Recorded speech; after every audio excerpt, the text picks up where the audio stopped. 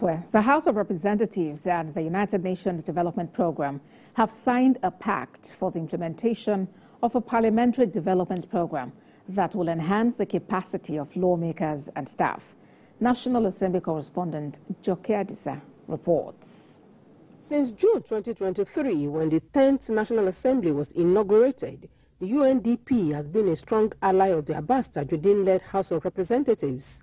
Both parties believe deepening the nation's democracy requires training and retraining of the key actors in the chain of governance, particularly the legislators and the foot soldiers who serve as their staff. After months of talks, the House and the UN agency signed a deal they believe will better capture the capacity needs assessment of the 10th House. Mr. Tajuddin describes this pact ceremony as a moment of history for the UNDP and Nigeria. The agreement we have signed, it involves the training of not only members of the legislature, but also the staff and clerk of the House of Representatives, which, from my own estimation, will cover several hundreds of millions of dollars over the next few years. He believes the new project will enable lawmakers deliver on promises to constituents. Nigerian legislature will move from strength to strength. Our capacity to deliver on the promises of our people on all key areas of our concerns will be strengthened in due course. On her part, the UNDP resident representative commends the Speaker and the House for the partnership. She expresses support for the Parliament's drive to make the much-needed difference as Nigeria's democracy continues to thrive. As the largest development agency in the United Nations family, we know very well that governance is an enabler for development. We're therefore going to use our convening power, if I should use that word, to mobilize right partners, development partners, donors, civil society, private sector, to rally around this vision that you have, to make sure that we coalesce around this and we can advance the cause together. The United Nations agency is full of commendation for the Speaker for his inclusive drive, especially on issues on women's inclusion and participation in politics and governance, one of the organization's core areas. Away from Abuja to Bauchi State, where Vice President Kashim Shettima has called for stronger ties between the federal government and traditional institutions.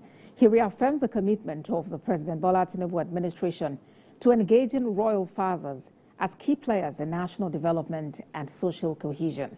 The Vice President said this during a visit to Ningi Emirate, where he offered condolences for the death of the Emir of Ningi, Yunusa Dinyaya.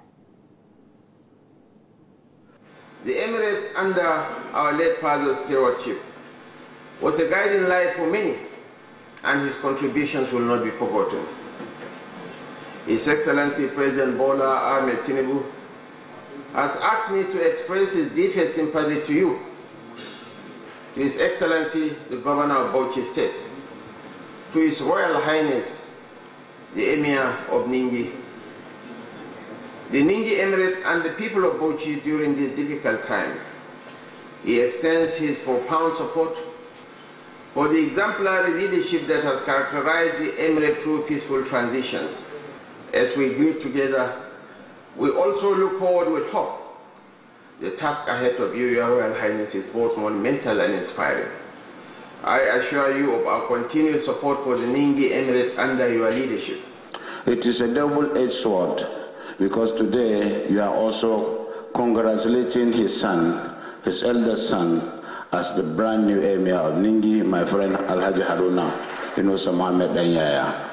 I will not waste time. We are very, very grateful for this visit. We know it has always been your tradition. You have respected every segment of this country, especially your responsibility to us coming from the Northeast. Away from that, 1 year after death of Taiwo Akinkunmi, the designer of the Nigerian flag has finally been buried. He was laid to rest at his home in Ibadan, the Oyo State capital. Senior reporter Olaido Yewole has more in this report, and Business News follows. After a week-long burial activity, the funeral service for Taiwo Akinkunmi took place at the Obafemi Awolowo Stadium in Ibadan.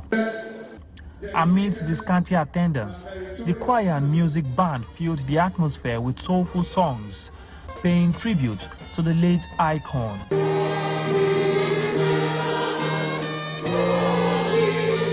Acting Governor of Oyo State, government officials and clerics who paid their last respects emphasized the importance of upholding the unity and peace of Akinkunmi's legacy. Akinkunmi did not hold any political office, but he left a legacy, and he contributed more importantly than many people who held offices. In times of turmoil, estrangement, and divisive politics, this simple yet profound design has reminded us of the underlying commonality in our aspirations as a people.